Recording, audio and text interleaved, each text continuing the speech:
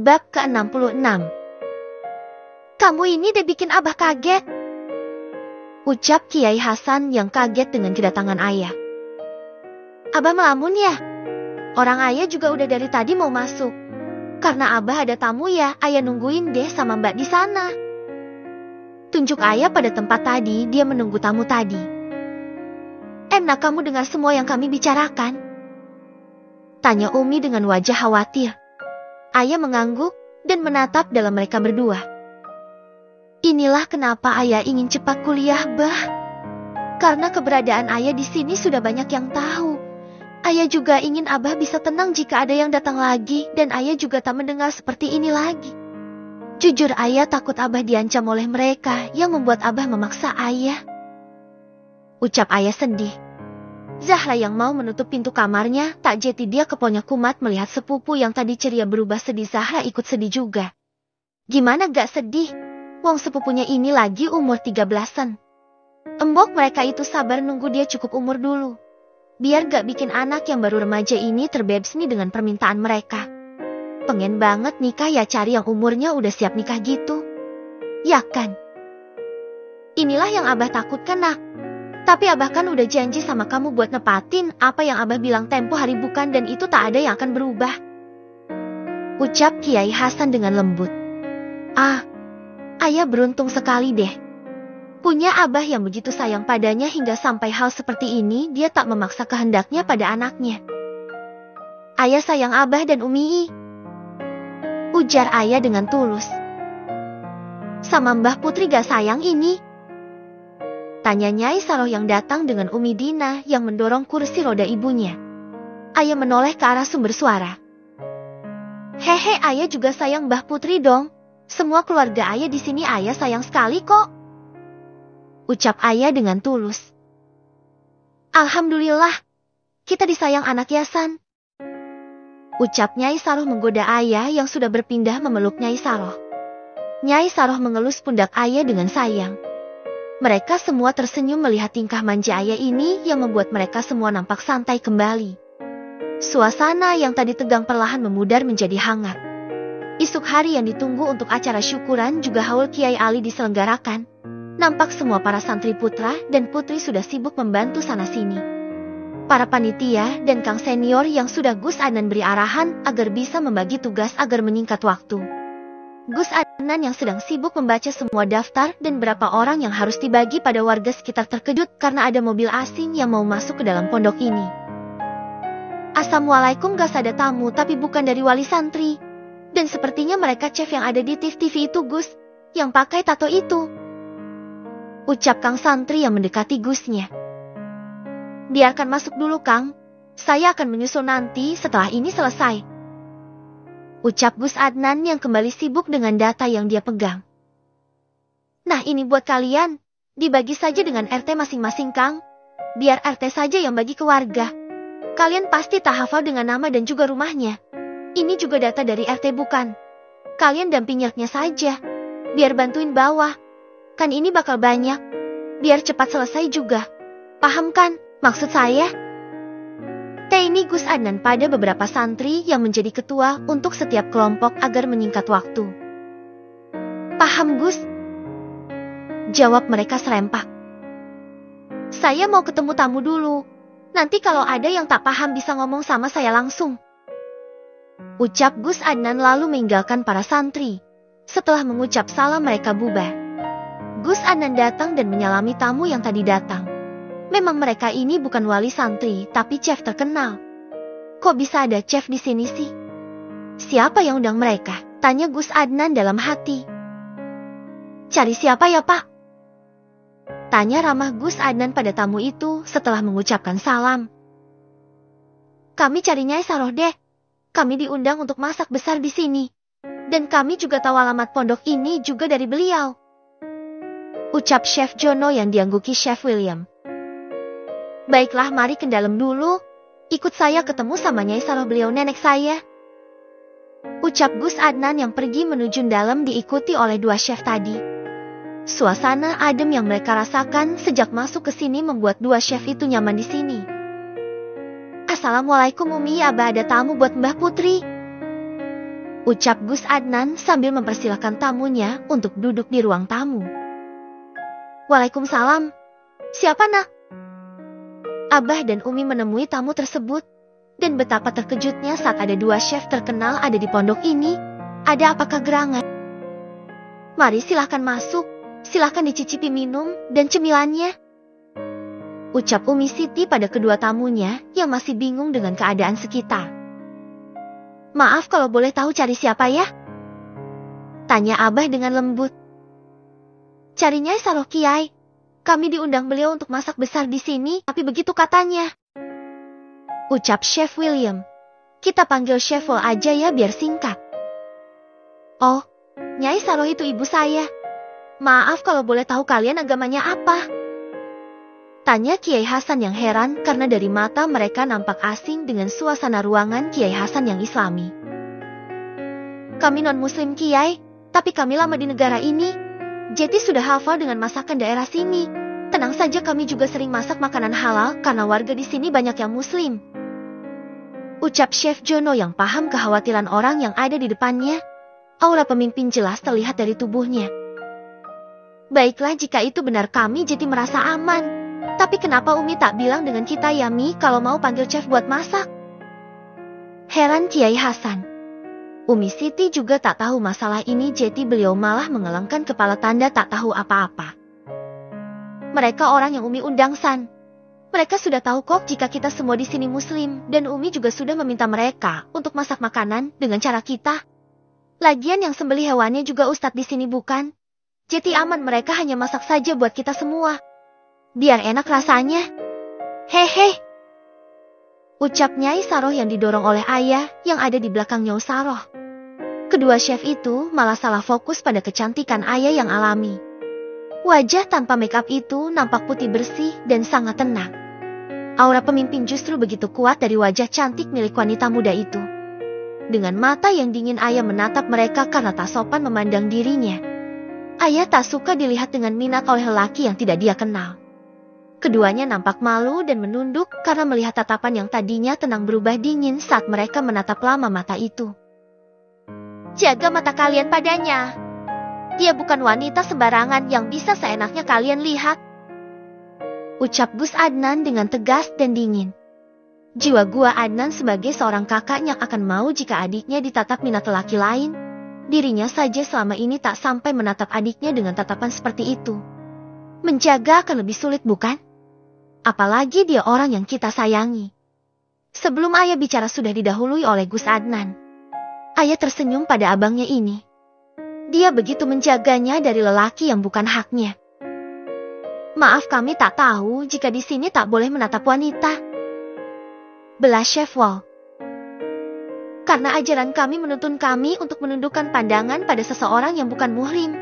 Takutnya bisa menimbulkan hal yang tak diinginkan. Ucap Kiai Hasan yang tahu jika anaknya ini sebenarnya baik dalam menegur orang baru di tempat mereka. Jika kedua anaknya yang Kiai lihat bukan ingin sengaja memandang ayah dengan nafsu, tapi hanya sebagai rasa peduli pada adik kakak. Mereka tumbuh bersama sejak kecil sebagai saudara.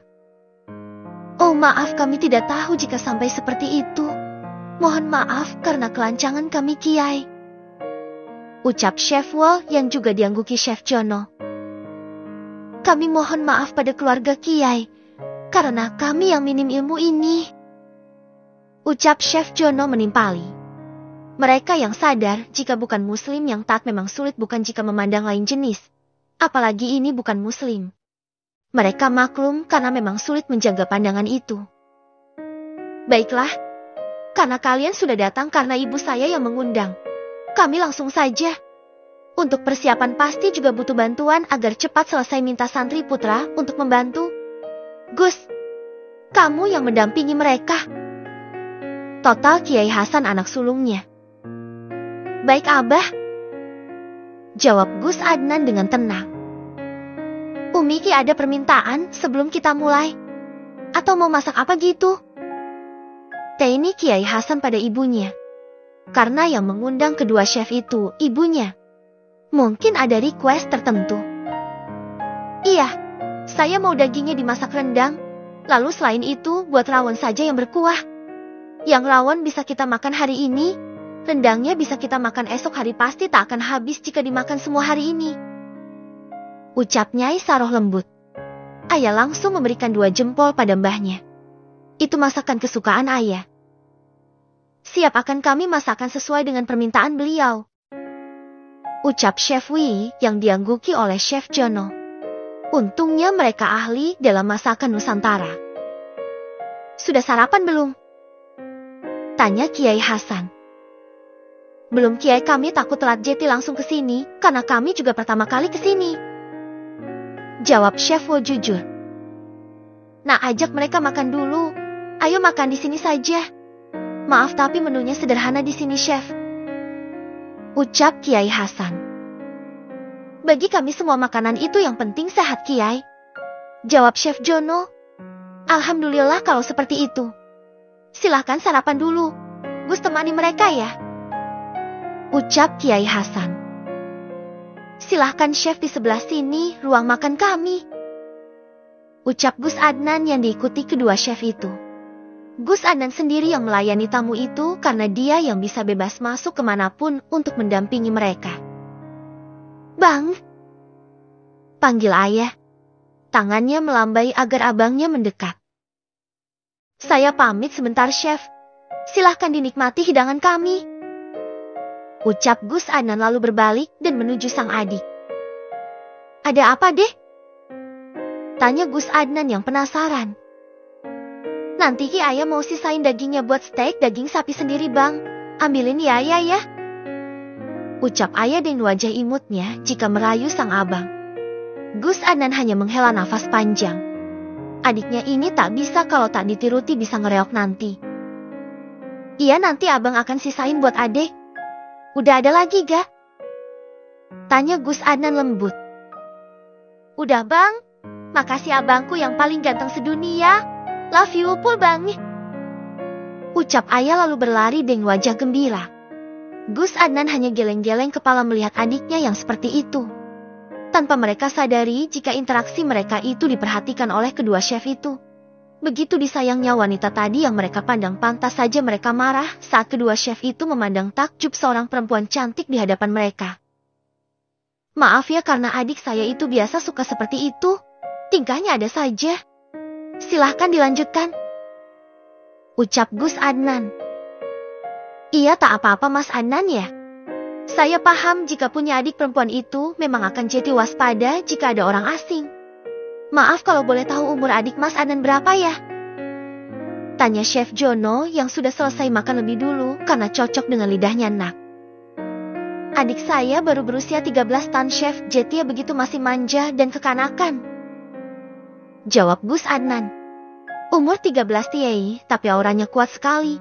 Memang bagi orang biasa mereka hanya melihat sisi luar manjanya saja. Tapi pandangan tadi dia pada kami. Seolah mengatakan diam dan tak boleh bertanya. Batin Chef Wall yang sudah sering bertemu dengan berbagai macam orang yang ada di dunia ini. Pengalaman tak akan bisa dibohongi dengan mudah, bukan? Setelah selesai mereka menuju depan asrama putra yang sudah disulap jeti dapur umum. Para santri juga sudah siap membantu kedua chef itu. Chef itu takjub karena santri sebanyak itu mau membantu mereka. Mas Adnan, sebanyak ini para santri yang mau membantu? Tanya Chef Jono. Iya Chef, karena yang akan dimasak itu 2 ekor sapi dengan ukuran jumbo. Jawab Gus Adnan santai. Pantas saja mereka mau bantu kita, Jono, biar cepat selesai ini. Ayo kita mulai. Ajak Chef Wo justru malah semangat melihat banyaknya santri di sini yang akan menjadi tuan rumah mereka. Nah, gotong royong buat masak besar itu pun berlangsung dengan ramai sekali. Mereka juga mendapatkan ilmu baru dalam memasak, seperti cara memotong daging sapi agar tidak alot jika dimakan, memasak agar empuk dan tidak bau, serta membuat bumbu secara bersama-sama. Mereka gotong royong membuat bumbu dengan arahan dari Chef Jono maupun Chef Wall yang dibagi menjadi 2 tim agar pekerjaan lebih mudah. Chef Jono maupun Chef Wall nampak terjagum karena hanya dengan sekali arahan mereka para santri dengan mudahnya mengikuti tanpa protes. Walaupun tak pernah bertemu, mereka saling menghargai satu sama lain, itu sudah nilai plus, bukan? Seorang santri akan bisa berbaur pada siapa saja yang mereka temui. Adab dan sopan santun yang diajarkan para guru mereka akan mereka praktekkan. Itulah ilmu yang sejati, bukan? Walaupun tak nampak mampu membuat orang lain nyaman bersama kita. Bab ke-67. Ayah dan Nyai Saroh duduk di kamar ayah dengan memandang ke bawah. Kini kerjaan baru ayah ya gotong Nyai Saroh dari lantai 1 ke kamarnya yang ada di lantai 2. Baginya itu hal mudah hitung-hitung buat olahraga, katanya. Mereka sedang duduk di balkon dengan pemandangan para santri yang sedang sibuk dengan masak besar itu. Sebelumnya Nyai Saroh juga sudah memberikan usul pada anaknya agar sekalian haul Kiai Ali di sini saja. Itu juga alasan kenapa Nyai Saroh menyuruh chef itu datang atas usulan cucunya ini. Biar sekali-kali mereka makan ala resto bintang 5 gitu. Nyai Saroh sudah tahu tentang ayah karena tadi malam dia sudah diberitahu. FB on. Saat masuk ke dalam kamar ayah dan juga Nyai Saroh duduk bersandarkan ranjang. Sekarang saatnya kamu jelaskan pada Mbah Cu. Apa yang kamu sembunyikan dari Mbak? Ayah menghela nafas panjang. Dia juga menyiapkan mental untuk berbicara jujur. Begini Mbah. Ayah lalu menceritakan semua yang dia kerjakan sekarang dengan detail. Mulai dari bisnis yang ada di Jepang hingga yang dia mulai rintis di negara ini. Dia juga bilang jika ayah mempunyai 2 orang yang menjalankan bisnis itu tanpa ayah sentuh. Dan mereka itu orang kepercayaan ayah selama ini sejak ayah mulai merintis. Hingga sudah mulai terlihat hasil dari kerja ayah. Ayah juga jujur jika selama ini dia yang menyumbangkan hartanya sebagai donatur tetap di pondok ini. Nyai Saroh yang mendengarkan ayah bercerita tentu saja syok. Dia tak menyangka jika cucunya ini ternyata bukan orang sembarangan. Sampai Nyai Saroh memegang dadanya karena syok. Mbah Putri kenapa? Tanya ayah yang khawatir dengan keadaan Nyai Saroh. Ayah langsung menelpon dokter kepercayaannya yang sudah disiapkan oleh Pak Romi agar standby untuk melayani nonanya. Tentunya dia juga orang kepercayaan ayah sendiri. Meskipun mereka tak pernah bertemu, tapi mereka sering berkonsultasi dengan jarak jauh. Obat juga akan dikirim oleh dokter kepercayaannya yang bernama Dr. Bella. Memang dia bukan orang Muslim, tapi karena sejak awal ayah sudah bilang jika dirinya Muslim, otomatis dokternya juga memberikan obat khusus. Kalau kelebihan Dr. Bella ini, nanti kita akan bahas pada bab lain ya. Cepat bantu aku untuk menangani orang yang syok, dokter. Perintah ayah yang langsung dijawab dengan baik oleh Dr. Bella. Dengan instruksi yang diberikan Dr. Bella mengarahkan ayah untuk memberikan pertolongan pertama pada Nyai Saroh. Dan alhamdulillah berhasil. Nona, saya tak menyangka jika Nona masih semuda ini. Suatu kehormatan bagi saya Nona menghubungi saya dan mau menunjukkan jati diri Nona yang selama ini tak pernah muncul. Ucap Bella dari seberang sana dengan wajah cerianya. Bagaimana tak senang jika kita bertemu dengan orang yang berjasa pada kita yang selama ini tak pernah menampakkan wajahnya pada kita. Dokter, saya sudah mulai membuka diri saya pada Paman Zender dan Paman Romi. Maaf belum sempat menghubungi Anda, tapi malah butuh duluan karena nenek saya yang syok dengan kejujuran saya. Maaf mengganggu waktu Anda, dokter. Ini pasti jam istirahat, bukan saya telepon. Ucap ayah yang nampak dewasa saat bicara dengan Dr. Bella. Dr. Bella nampak tersenyum senang dan juga bahagia bisa membantu nona muda yang sedang dibicarakan oleh Sender kemarin. Iya Nona, saya mengerti akan peraturan yang sudah kita sepakati. Terima kasih atas bantuan Nona, selama ini saya bisa ada di posisi ini. Saya belum pernah bertemu Nona dan ini kali pertama kita berjumpa. Ucap Bella dengan wajah yang menahan haru. Kok malah nangis sih, Dok? Ini saya salah ucap ya. Maaf, dokter. Ucap ayah panik. Bukan Nona, bukan. Saya terlalu bahagia karena Nona sudah menghubungi saya. Saya kira kita tak akan bisa bertatap langsung. Selama ini hanya via telepon saja. Ucap Dr. Bella dengan wajah yang sudah dia bersihkan dengan tisu agar tak terlihat jelek. Ya sudah, saya kira dokter kenapa? Saya ada tugas untuk Dr. Bella. Ucap ayah dengan tegas. Nampak aura pemimpin yang melekat pada setiap kata yang berubah lebih tegas itu. Iya Nona, saya siap untuk menerima tugas.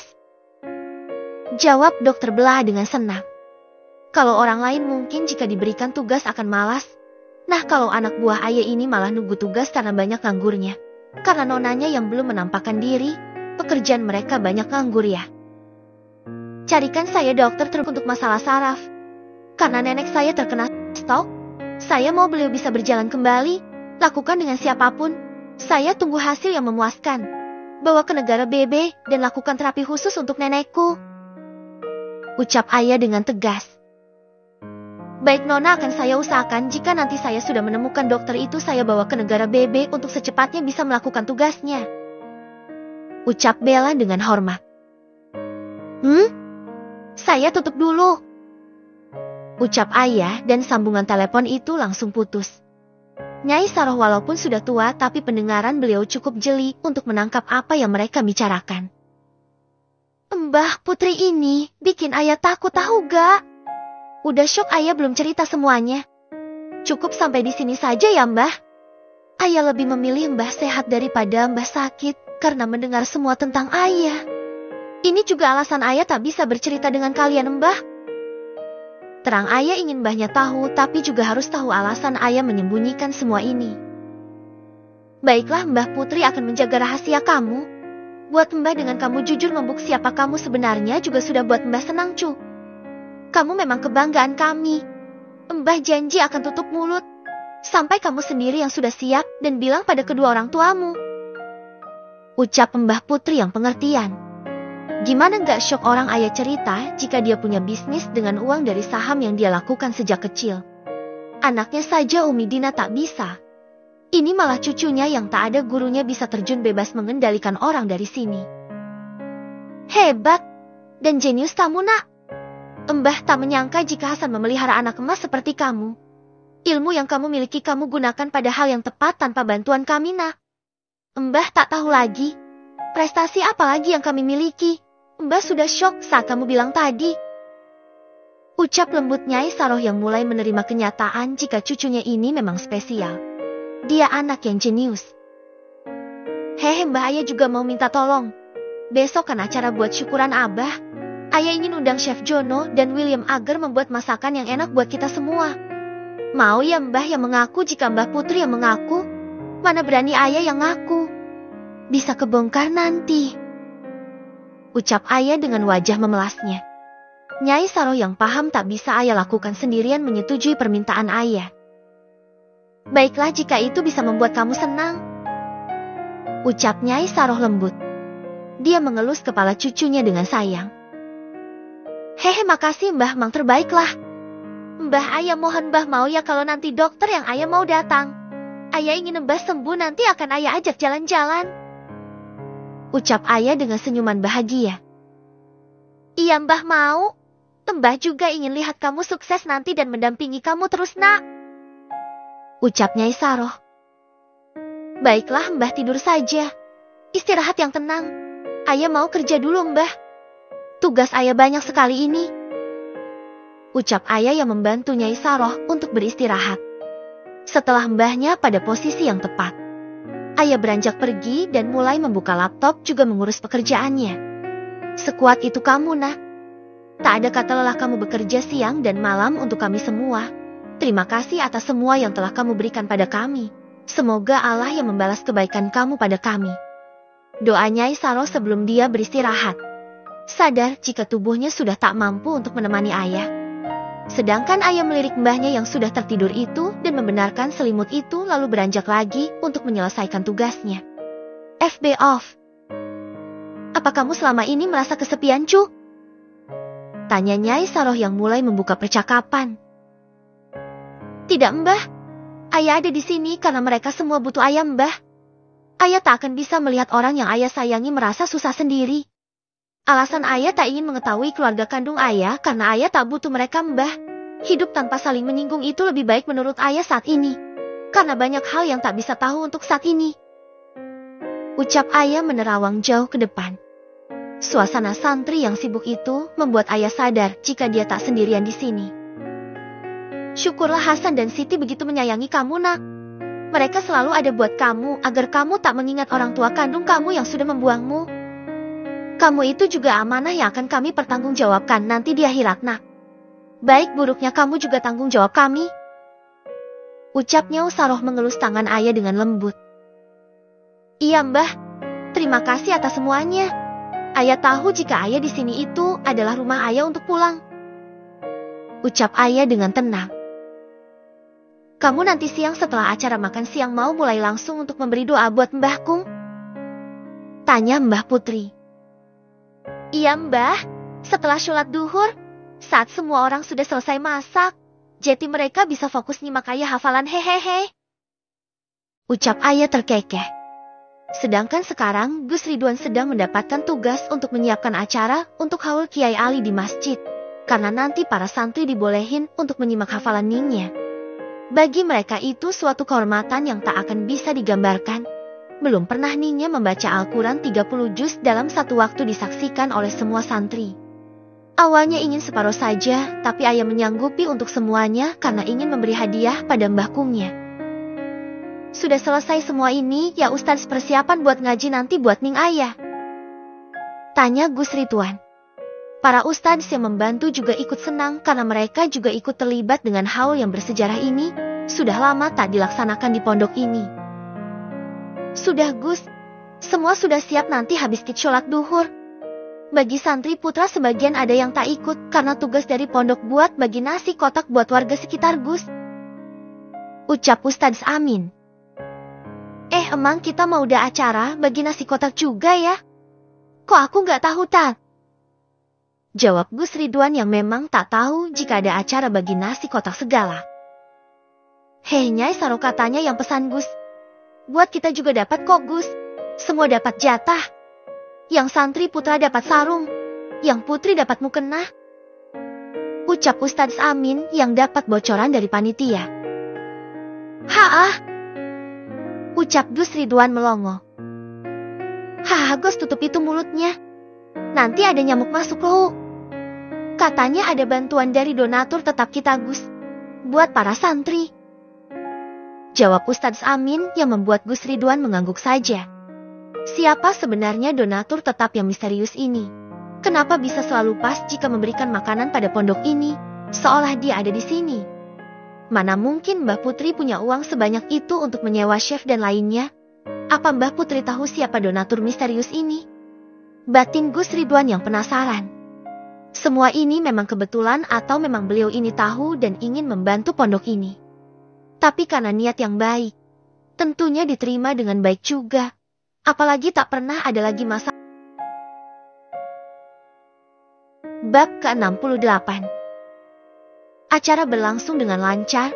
Ayah juga membantu para santriwati sambil ditemani Nyai Saroh yang berada tak jauh dari situ. Melihat ayah yang namuak bahagia seperti itu, membuat Nyai Saroh malah menangis haru. Ya Allah, apa yang aku lewatkan tentang cucuku itu? Begitu banyak rahasia yang dia punya. Sampai aku tak menyadari jika selama ini dia begitu bekerja keras untuk kami semua. Berikanlah dia kebahagiaan yang abadi. Hamba merasa berhutang budi padanya atas apa yang dia lakukan. Begitu banyak pengorbanan yang dia lakukan untuk kami dan pondok ini. Jika suatu saat nanti dia bertemu dengan keluarga kandungnya, aku mohon agar cucuku tetap tak melupakan kami yang berada di sini. Batin Nyai Saroh yang melihat ayah dari jauh. Melihat ke depan di mana ayah yang sedang bercanda gurau pada mereka, sambil membagikan bingkisan untuk mereka dibantu para ustazah. Ning ini isinya apa? Tanya salah satu santri. Ya gak tahu aku Mbak. Buka aja wong itu sudah jadi milik Mbak kok. Jawab ayah dengan ramah. Mereka yang sudah dapat langsung berkumpul dan membuka bingkisan itu. Srik. Ayah hanya melihat saja tingkah para mbak yang kepo itu, mereka semangat sekali membuka bingkisan itu. Mukena Mbak. Aku punya mukena baru Mbak. Alhamdulillah. Mukena aku sudah sedikit rusak. Ini udah dapat baru mana bagus banget lagi. Senengnya, aku tak jadi minta dibelikan ibuku buat beli mukena lagi. Ucap salah satu santri sambil memeluk dengan sayang mukena itu. Ayah tersenyum, pilihannya tepat. Karena di sini masih banyak yang kekurangan masalah ekonomi, itu juga yang membuat ayah ingin menjadi orang yang sukses, bisa mempunyai banyak uang untuk umat, terutama untuk santri di sini. Iya Mbak, aku kemarin minta dibelikan mukena karena mukenaku sudah bolong kena paku. Ini pas sekali dapat mukena. Bagus lagi bahannya adem begini. Timpal mbak lainnya dengan senyum mereka. Kenapa punya kamu gak kamu buka? Ada seseorang yang masih memegang dengan erat bingkisan itu dengan tenang, dia hanya melihat mereka saja. Itu menarik perhatian semua orang yang ada di situ. Hehe, mau aku kasih ibuku saja. Biar ibu punya mukena baru. Aku kan masih bisa pakai yang biasanya. Ucap Mbak Runi. Dia santri yang memang dari kalangan orang yang tak mampu. Alhamdulillah di sini diterima dengan baik, bisa menuntut ilmu bersama teman-temannya. Alasan orang tuanya juga karena di sini begitu ringan. Biaya kitabnya ditanggung donatur, apalagi makan sudah ditanggung oleh pondok langsung. Siapa lagi kalau bukan ayah sebagai donatur tetap ini yang menanggung masalah makan para santri. Juga biaya operasional lainnya.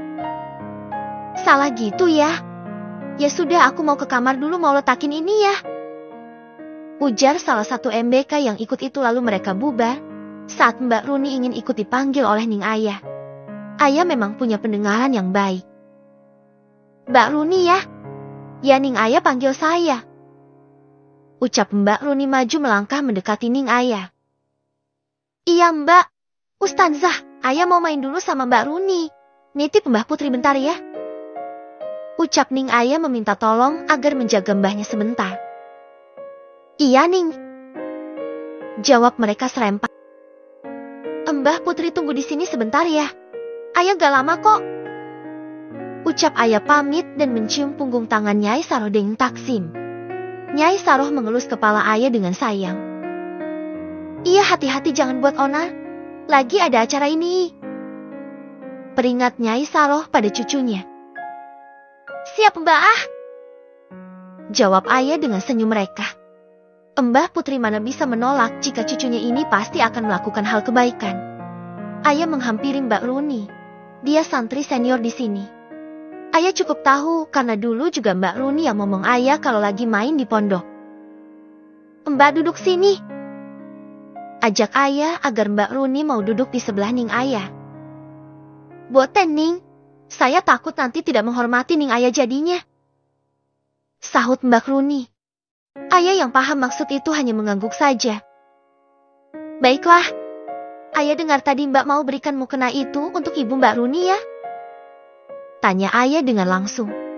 Deh, bagaimana Ningnya dengar jika tadi saja jarak kami cukup jauh? Batin Mbak Runi. Jangan melamun Ayah, tanya lu ya. Tanya Ayah lagi membuat Mbak Runi salah tingkah dan mengangguk. Kenapa Mbak? Tanya Ayah dengan polosnya. Mukena ibu saya sudah rusak Ning. Punya saya masih bagus daripada milik ibu. Mukena ini lebih pantas jadi milik ibu daripada saya. Jawab Mbak Runi dengan menunduk. Ayah tersenyum. Ternyata masih ada santri abahnya yang seperti ini.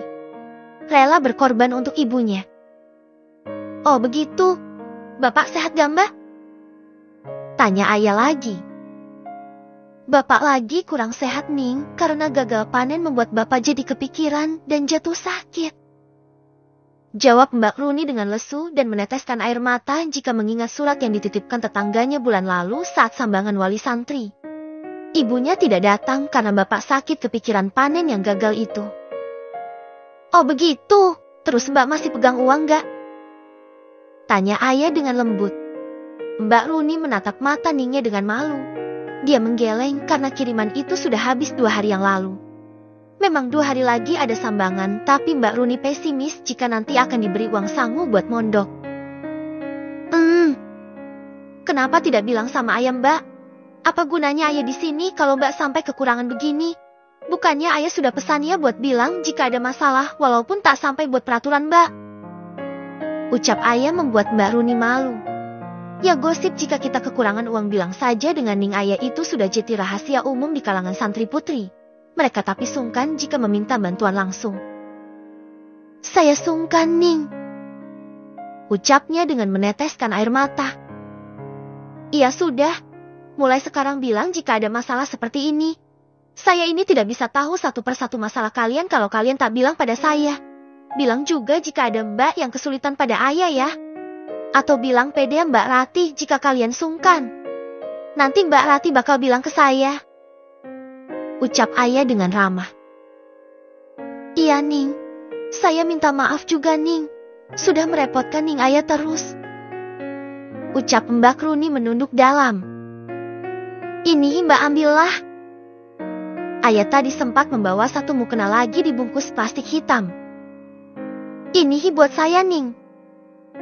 Tanya Mbak Runi bingung. Iya Mbak, itu juga ada uang. Besok kalau sambangan ibu Mbak Runi datang berikan pada beliau buat modal jualan di rumah. Jualan kecil-kecilan dulu saja. Semoga bisa membantu keluarga Mbak Runi ya. Ambil untuk kebutuhan Mbak Runi, sisanya berikan pada ibu Mbak Runi. Ucap ayah dengan senyum manisnya itu. Alhamdulillah Ning ya Allah. Masya Allah Ning Gaya. Saya tak bisa berkata lagi. Ini benar-benar buat kami Ning. Ucap Mbak Runi yang melihat ada amplop coklat yang berisi uang cukup tebal juga sebuah mukena baru. Mbak Runi langsung memegang tangan ayah dan mencium tangan Ning kecil mereka dengan taksim. Sambil menangis merasakan kebaikan Ning ayah padanya langsung. Hik hik hik. Mbak Runi sampai sesegukan. Untungnya mereka ada di belakang asrama putra yang sepi, karena semua orang ada di aula. Tanpa mereka sadari jika ada yang mendengar tidak sengaja saat lewat ingin membuang sampah, malah menyaksikan kembali kebaikan Ning ayah pada santrinya. Siapa hayo? Nah ini yang ditunggu pembaca, yang tanya mana Ustadz Yusufnya. Ya ini Ustadz Yusuf bersama seorang santri putra yang membawa sampah ingin dibawa ke belakang melewati tempat ayah dan Mbak Runi. Tapi karena ada Ningnya mereka diam dan mendengarkan obrolan mereka. Ustadz Yusuf menyuruh santrinya untuk diam, agar tak mengganggu mereka yang sedang ngobrol serius. Dah ya Mbak jangan nangis lagi. Nanti dikira ayah bikin Mbak sakit lagi. Dimarahin Umi nanti ayah. Ucap ayah dengan wajah lucunya. Iya Ning, boleh saya minta satu hal? Mungkin seumur hidup saya tak akan bisa melakukan itu.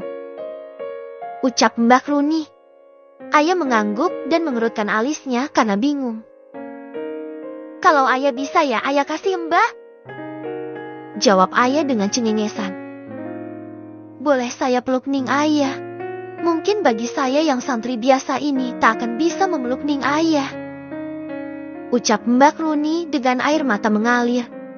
Takut juga sebenarnya jika meminta dipeluk Ningnya. Tapi rasanya dia juga butuh semangat agar bisa melewati ini semua. Grip. Mbak Runi sampai melongo tak percaya karena Ningnya tanpa aba-aba sudah memeluk tubuh Mbak Runi yang kurus itu. Mbak Runi makan yang banyak ya.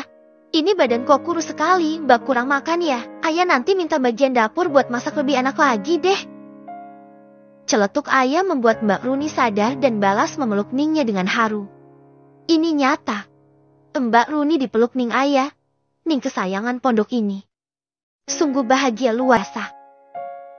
Dah ya jangan nangis terus. Ayah kan udah kabulin permintaan Mbak Runi.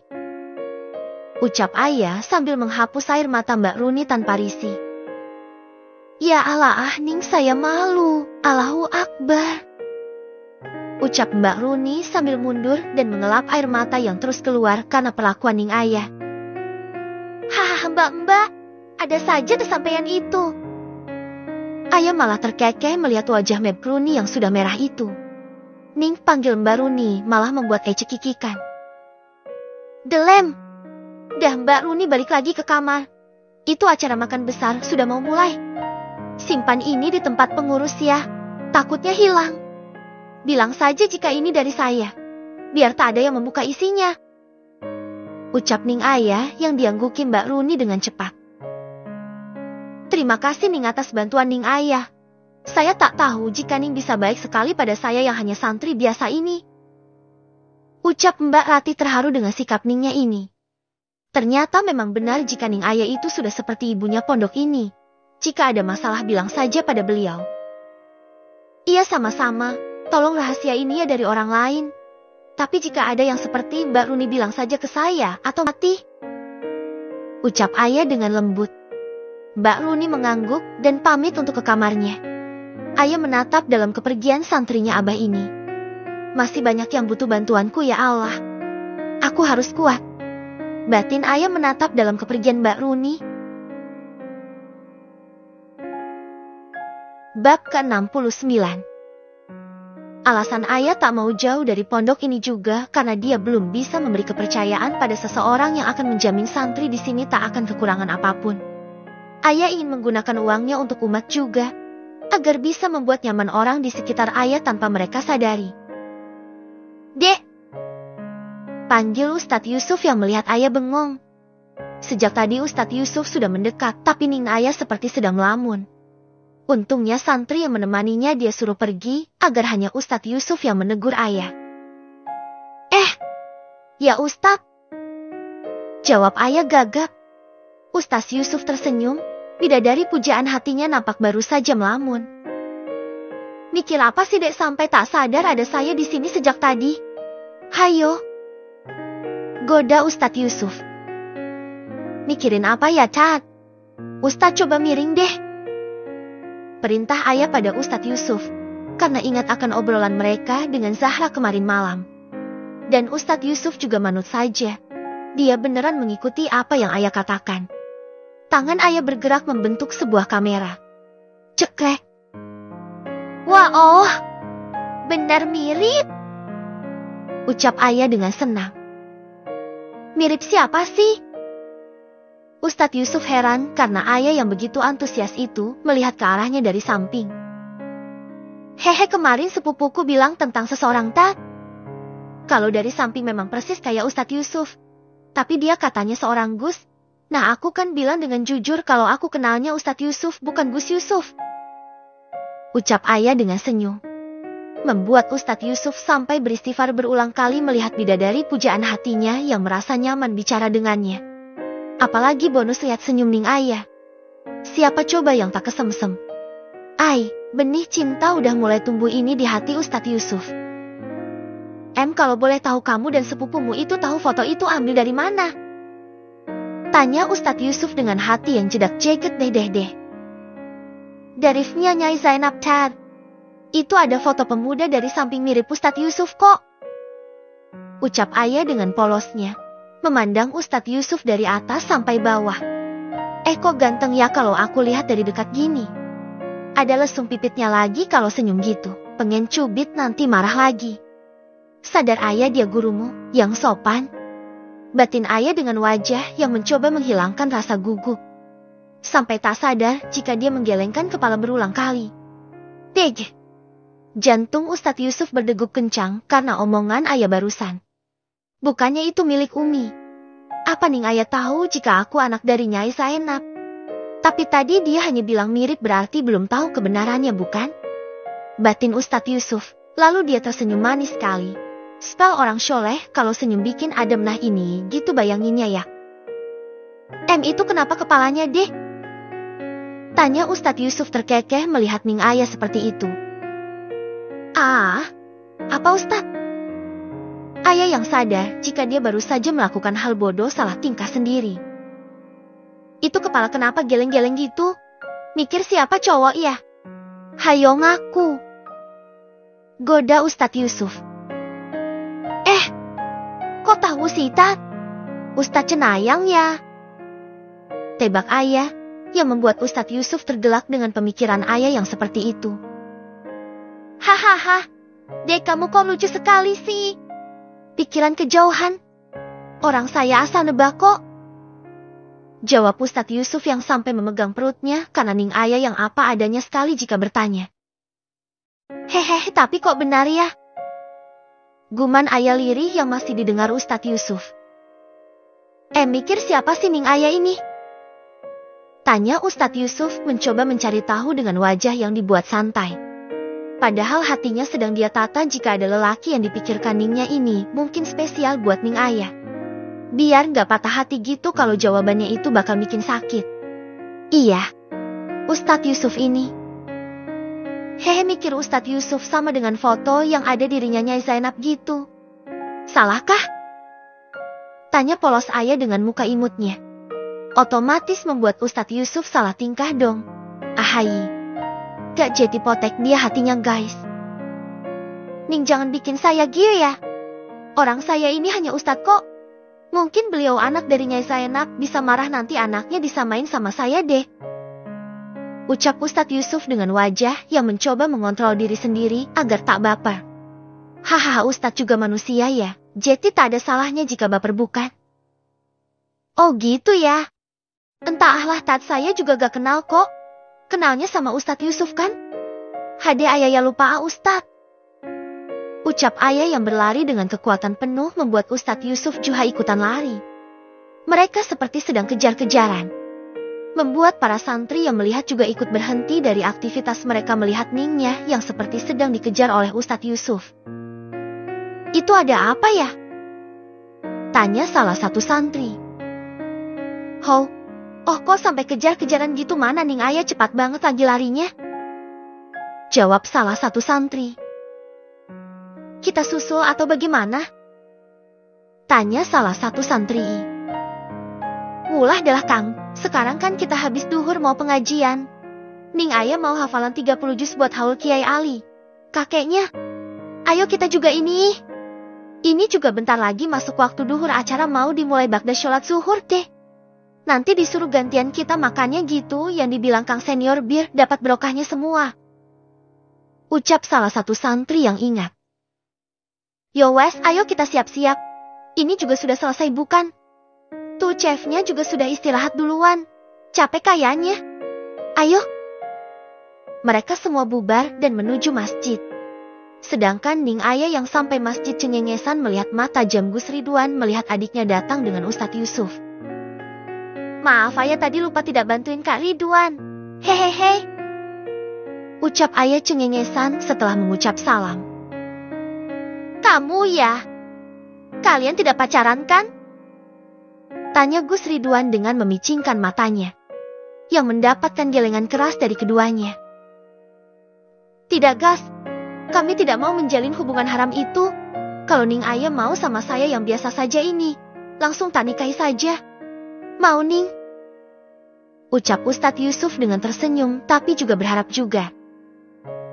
Ini kenapa kesana bahasnya sih? Ayah masih kecil ya, belum mau nikah. Apalagi nikah muda. Ribet Ustadz, bikin ayah terkekang nanti. Kemana-mana harus izin dan ridho suami. Hade bayanginnya saja ayah masih takut. Bisa-bisa hobi ayah jajan juga bakal tak dibolehin soalnya ayah boros jajan ya kan Kak? Jawab ayah dengan meminta persetujuan kakaknya yang kapok jajanin Ning ayah. Oh ya, jangan mau sama adik saya Tat. Dia ini hobi makan. Kalau sudah lihat jajanan kaki lima langsung kalap dia. Ada 100 jajanan juga bakal dia beli Tat. Bisa bangkrut kalau punya istri modelan ayah. Ucap Gus Ridwan secara pengalaman pribadi ya, jadinya ngomong mantep banget. Sedangkan yang dibicarakan malah terkekeh. Tapi saya siap kalau Ning ayah mau. Saya serius Ning. Gus. Ucapan Ustadz Yusuf malah membuat ayah dan Gus Ridwan melongo. Weh Tat, gak salah dengar ini saya. Jenengan itu ganteng loh. Punya spek cowok idaman para wanita. Kok mau sama adik saya yang modelan begini? Boros jajan juga cerewet sekali. Kalau masalah otak sih oke sih. Tapi kalau yang lain banyak minusnya Tat. Ucap Gus Ridwan yang malah menjelekkan ayah di depan orangnya langsung. Ayah hanya mendengus saja. Apa-apaan ini Kak Ridwan jelekinnya kok pas banget sih. Yang baik kok gak diikutin. Aku kok bilang gini sih. Kan aku sendiri yang bilang tak mau nikah muda kok sensi si Kak Ridwan malah belah aku. Wah ini hatiku agak sakit ya. Kagak mikir nikah dulu lah. Pusing aku. Batin ayah melihat Ustadz Yusuf yang sedang tersenyum. Membuat dua adik kakak ini saling pandang satu sama lain. Saya menerima semua kekurangan dan kelebihan Ning ayah jika mau nikah sama saya Ning.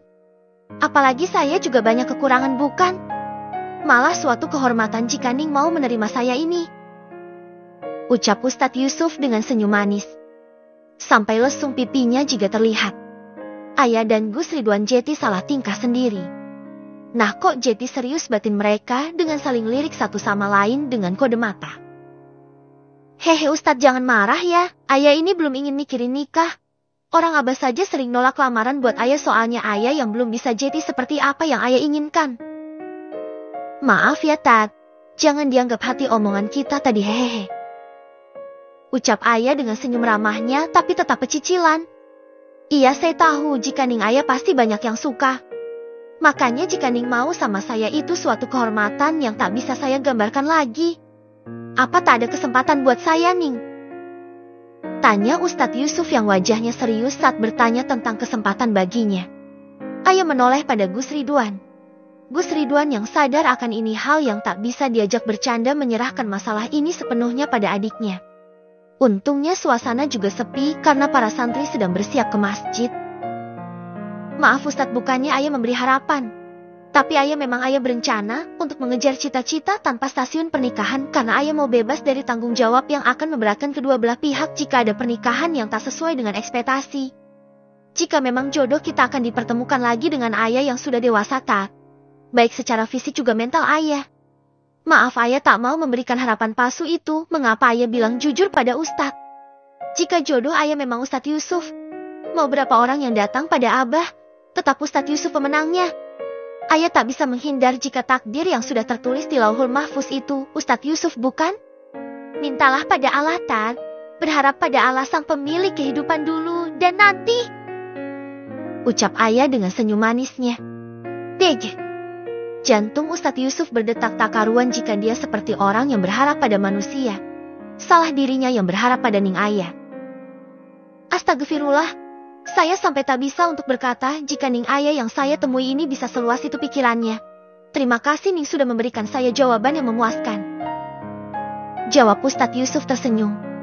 Ternyata ilmunya belum sampai seperti Ningnya yang kelihatannya kecil itu punya wawasan yang luas. Iya Ustadz, sama-sama. Jawab ayah. Kumandang azan sudah mulai terdengar. Masuk waktu duhur. Para santri sudah mulai berdatangan. Kami duluan ya Ustadz. Ayah nanti mau ngaji buat Mbah Kung. Kalau Ustadz mau ikut boleh. Nanti nyimak ayah, hehehe. Kalau salah jangan takut buat kau tegur ayah. Ucap ayah dengan senyum tengilnya. Plak. Tepukan di bahu ayah membuat ayah meringis. Kamu ini deh, kok nyuruh yang lebih tusi. Gak baik itu. Ustadz Yusuf juga banyak kerjaan tahu. Protes Gus Ridwan. Ayah hanya cengengesan. Kan ayah tidak bohong. Siapa saja boleh nyimak ayah nanti kak. Dahya mau ke dalam dulu mau ambil mukena baru yang dibeliin Umi Dina. Baik kak, baik Ustadz. Ayah pergi setelah mengucap salam dan melambaikan tangan dia berlari dengan kekuatan penuh. Tatapan orang santri yang melihat saja dia hanya mengganggu saja tanda dia buru-buru. Sampai dalam dia langsung ke kamar dan berwudu. Tak lupa juga dia memakai mukena yang diberi Umi Dina sebagai hadiah. Saat akan pergi ke masjid, bertemu dengan Umi Dina dan Umi Siti yang juga sudah siap untuk ke masjid. Masya Allah nak, kamu cantik sekali. Ini juga mukena kau bagus sekali. Umi kayaknya tidak beliin kamu mukena seperti ini.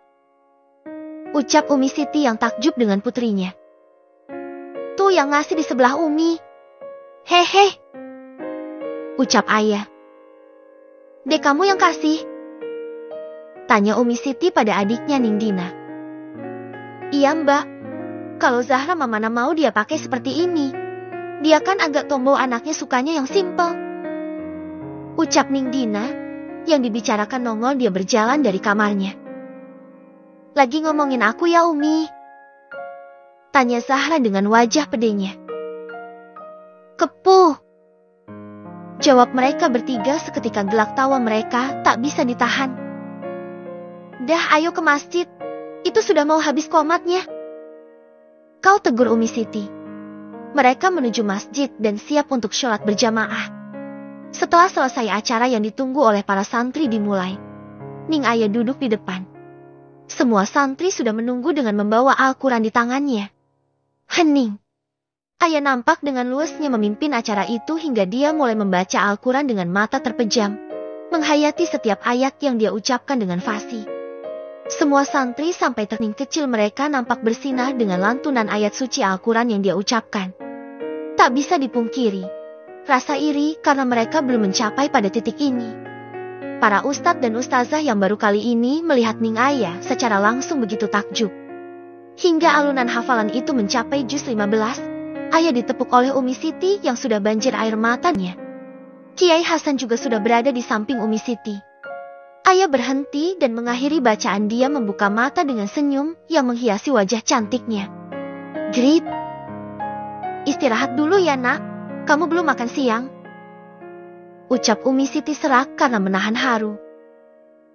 Tapi Umi, bantah ayah. Kesehatan kamu juga penting nak. Ingat Abah tak memaksa kamu. Tapi kamu juga harus ingat badan kamu butuh asupan makanan agar ada tenaga. Sejak tadi kamu belum berhenti. Ucap Kiai Hasan tak mau dibantah. Iya Abah. Ayah mengangguk. Ayah mulai makan di ruangan sampingan yang sudah disediakan oleh Mbak sejak tadi. Karena ayah yang tak berhenti dari tadi membuat Mbak meminta Umi dan Abah yang menegur Ning Ayah. Usai selesai dengan makan siangnya yang kilat, ayah langsung menyambung ayat tadi hingga menjelang waktu asyar. Sholat asyar itu begitu hikmat.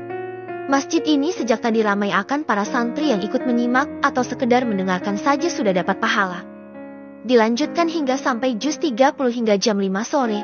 Sontak saat pembacaan doa khotmil Quran semua nampak menangis. Begitu takjub dengan Ningnya yang luar biasa hebat. Ayah yang melihat Umi dan Abah sampai tergugu mendekat dan mengusap air mata kedua orang tua yang sudah merawatnya sejak kecil itu. Jangan nangis lagi ya Umi. Tadi Mbah Kung ada di depan ayah saat ayah hafalan Umi. Dia peluk ayah itu kenapa yang membuat ayah ingin cepat selesai. Biar Mbah Kung senang. Ucap ayah yang membuat semua keluarga dalam tertegun. Pantaslah ayah sejak dia memejamkan mata dengan bibir yang tak berhenti membaca ayat suci Al-Quran itu selalu tersenyum cerah. Nyai Saroh yang ada di samping Kiai Hasan sontak menangis tapi tak sampai terisak karena itu air mata bahagia. Mbah Putri, ada salam dari Mbah Kung. Ucap ayah dengan tulus. Waalaikumsalam Rabel WB, terima kasih ya cu. Kamu sudah menjadi cucu kami. Insya Allah Mbah Kung juga senang sekali dengan hadiah kamu ini. Ucap Nyai Saroh membelai lembut kepala ayah yang masih menggunakan mukena hadiah dari Umi Dina. Iya Mbak Putri. Ayah kan cucu Mbah. Sepantasnya ayah kirim hadiah itu buat Mbah Kung. Ucap ayah dengan senyum manisnya. Para santri yang melihat juga ngikut terharu. Begitu disayangnya Ning Ayah karena memang dia pantas untuk disayang karena mempunyai banyak kelebihan yang tak semua orang punya. Barokah ilmunya ya Nduk. Ucap Nyai Saroh dan Umi Dina bersamaan memeluk Ning Ayah. Bab ke-70. Saat acara sudah selesai, dua chef yang menjadi juru masak hari ini sedang beristirahat di kamar tamu yang telah disediakan. Sejak tadi suara orang yang sedang Al-Quran menarik perhatian mereka. Menggema di seluruh pesantren yang nampak ikut hening seolah menjadi pendengar yang baik. Indahnya Jan suaranya adem. Apalagi tadi para santri juga antusias sekali. Mereka bergantian ingin lihat anak kiai mereka ngaji sendiri 30 juz. Itu kitab suci agama Islam bukan? Tanya Chef William. Iya Will, aku juga merasa nyaman di sini. Sejak tadi suasana saat kita masuk memang nampak beda dari biasanya. Di sini walaupun sederhana tapi bisa bikin kita nyaman. Jarang aku menemukan tempat yang seperti ini. Ucap Chef Jono. Beruntung kita dapat kesempatan bisa berasa di sini ya. Ring ring ring. Bos besar telepon Jan. Ucap Chef Will. Angkat wo. Siapa tahu ada yang penting. Ucap Chef Jono. Halo Pak. Baik Pak, kami akan menjalankan perintah sesuai dengan instruksi Bapak. Tapi kami tidak tahu yang mana nona muda. Baik, kami juga ini mau pamit. Tapi semua orang nampak sedang mengaji. Kami akan menunggu hingga selesai dan pamit. Ya Pak, kami akan laksanakan tugas dengan baik. Klik. Apa yang bos besar bilang Will?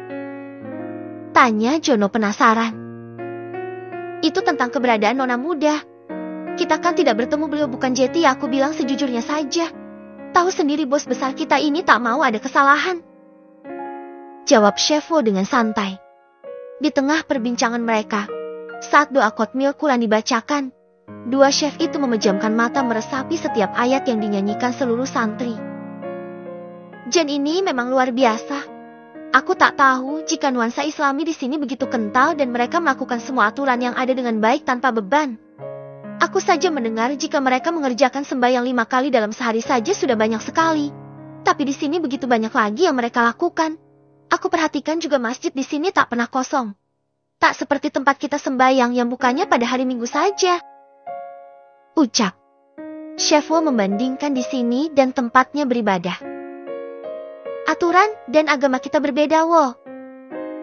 Ucap Jono menerawang jauh melihat masjid yang masih penuh itu. Sedikit demi sedikit para santri keluar dari sana untuk kembali ke kamar mereka. Wo, sepertinya pengajian mereka sudah selesai. Itu sudah bubar dan lantunan ayat tadi sudah selesai. Ucap Jono membuat William langsung berdiri. Ayo kita pamit, tugas kita sudah selesai, Jan. Bos besar menunggu kita di kantornya. Ucap Wo yang diangguki Jono. Mereka langsung menuju masjid itu untuk menemui Kiai Hasan dan keluarga karena tadi saat bertanya pada santri yang keluar keluarga Kiai Hasan masih ada di masjid. Mereka menunggu di depan masjid. Ayah yang melihat mereka maju mendatangi kedua chef itu. Sudah mau pulang ya, Paman? Tanya ayah dengan ramah. Kedua chef itu menoleh pada seorang perempuan yang masih memakai mukena keluar dari masjid. Indah, cantik, dan meneduhkan. Gambaran bidadari yang turun ke dunia. Tundukkan pandangan kalian padaku, karena itu tidak sopan. Ucap ayah yang berubah dingin. Sontak perubahan itu membuat kedua orang itu terkejut juga syok. Maaf kami lancang karena tadi tak sengaja. Ucap Wo yang duluan sadar. Baiklah, nanti kalian bisa mengambil barang yang saya sudah titipkan di pos jaga. Terima kasih sudah mau datang ke sini. Ucap ayah lalu berbalik badan. Dan membawa semua keluarganya untuk menemui tamu kedua chef yang mau pamit. Sudah mau pulang ya?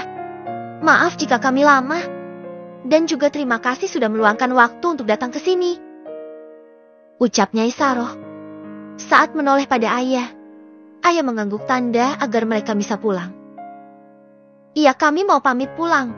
Ini juga pengalaman yang berkesan bagi kami berdua. Mohon maaf jika kami melakukan kesalahan karena kami termasuk orang yang tak paham aturan di sini. Ucap William. Jono hanya mengangguk saja tanda dia juga demikian. Tak apa, hati-hati di jalan. Ucap Kiai Hasan lembut. Membuat mereka langsung saja pamit undur diri. Gus Adnan diperintahkan untuk mengantar hingga gerbang utama. Tak lupa juga mengambil titipan dari Ning Ayah tadi langsung diberikan saat mobil Chef Jono dan William melintas. Dari Ning Ayah, Chef. Jono dan William tak lupa juga mengucapkan terima kasih. Mereka penasaran tapi juga sungkan jika membuka saat itu juga. Mereka harus cepat menuju kantor bos besar. Beliau sudah menunggu. Sedangkan sekarang semua keluarga dalam sedang makan bersama sambil menunggu azan maghrib. Mereka bercengkrama satu sama lain. Kenapa tak mengundang orang luar pesantren? Jawabannya karena Kiai Hasan trauma dengan teror lamaran yang datang dari para sahabat dan Kiai lainnya melihat prestasi ayah yang gemilang. Bisa auto tak bisa tidur jika dia mengulang hal yang sama seperti acara hataman Quran kemarin. Hahaha. Bah, tadi ayah dilamar salah satu ustadz di sini loh. Nah kan Gus Ridwan mulai jahil pada adiknya. Ayah terbelalak karena abangnya ini ember sekali. Dia menginjak kaki Gus Ridwan dengan kesal. Ini kenapa coba bilang saat keluarga sedang kumpul bisa jadi bahan perbincangan ini. Benar nak? Ustaz siapa? Tanya Abah dengan heran juga penasaran. Semua orang langsung melihat ayah. Dan ayah jadi kikuk sendiri. Hehe, kenapa bah? Tanya ayah sok polos dengan bertanya. Siapa lagi yang lamar kamu nak? Tanya Umi tak sabaran. Ayah menghela nafas panjang terlebih dahulu.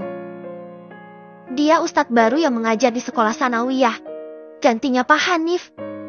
Tapi yang dibilang Kak Ridwan juga tak benar sepenuhnya. Orang itu juga hanya gurauan saat kami ngobrol kok. Ini Kak Ridwan saja yang ember suka sekali bikin kita penasaran. Udah dengar langsung saja masih bisa bikin berita yang tak benar. Hi, sebel ayah. Ucap ayah dengan bibir manyun 5 senti sambil memukul Gus Ridwan. Ampun dek. Ampun, ia salah siapa orang dia, wajahnya tak seperti orang bercanda kok. Belah Gus Ridwan. Plak. Nah, kena pukul dengan keras itu perut Gus Ridwan. Heh kak, jangan bikin orang salah paham ya. Dibilang bercanda kok. Yang salah Kak Ridwan saja yang tak peka dengan keadaan. Ucap ayah dengan kesal. Ampun bah, Umi tolongin Ridwan. Lengek Gus Ridwan.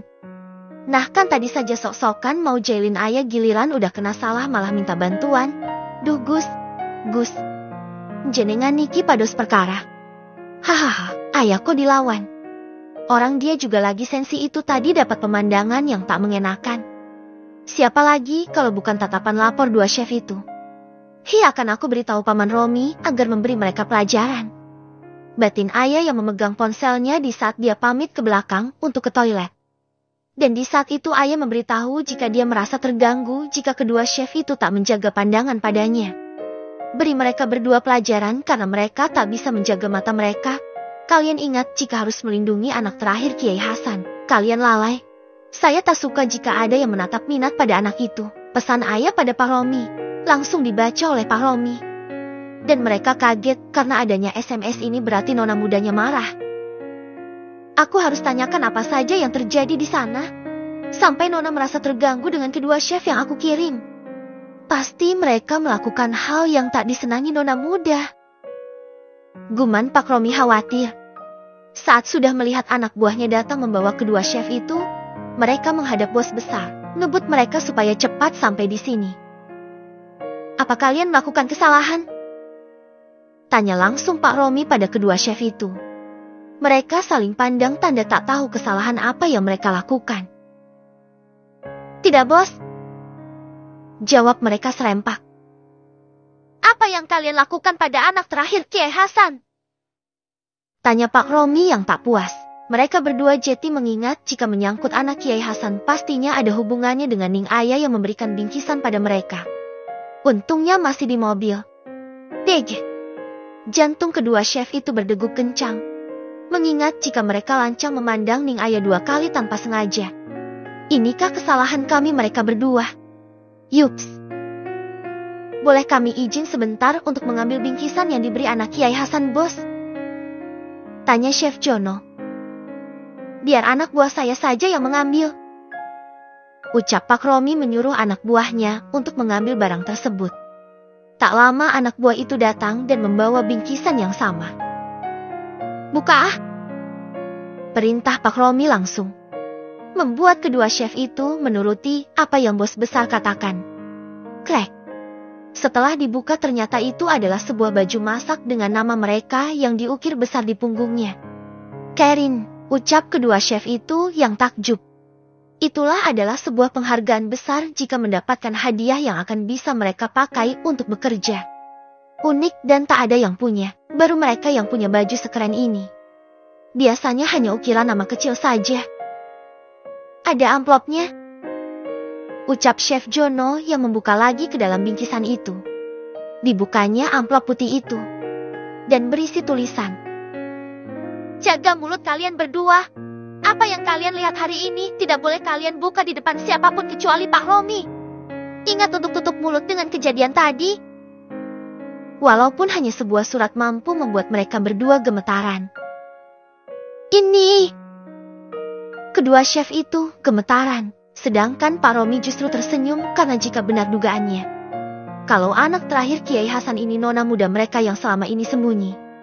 Jika mereka menyebut Ning berarti anak seorang Kiai bukan. Makin jelaslah jika nona muda itu dari keluarga Kiai Hasan.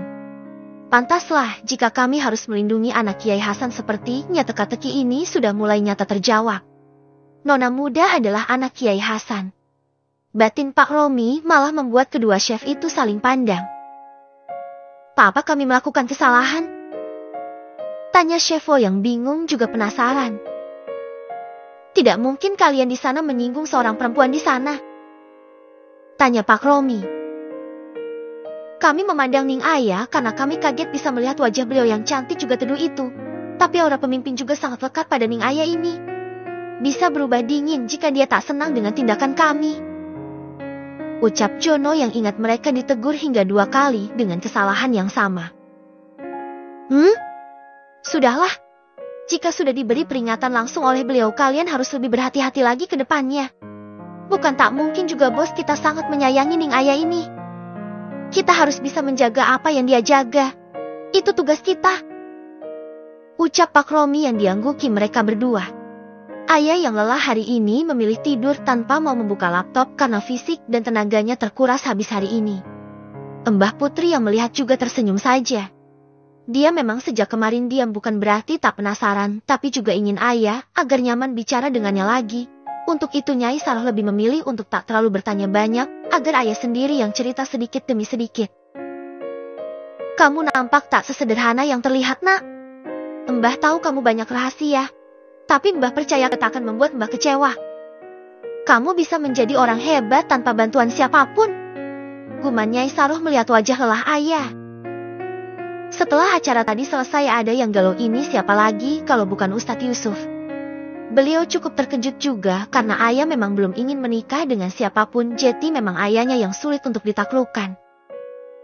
Memang dia masih kecil, tapi hanya dia yang bisa membuat aku tertarik, padahal dia tak ada niat menarik perhatian orang lain. Semoga bertemu lagi. Gumam Ustadz Yusuf melihat para antri Kiai Aziz yang sedang ronda. Bagaimana tak galau jika tadi itu walaupun hanya candaan, tapi juga hal yang dia ungkapkan itu juga jujur dari hatinya. Melihat Ning Ayah yang memang tak ingin membahas masalah pernikahan itu membuat dia lega. Setidaknya ada harapan karena ayah yang menolak lamaran yang datang dengan bantuan abahnya juga yang mendukung keinginan putrinya. Jika Ning Ayah masih jomblo dan tak terikat dengan siapapun,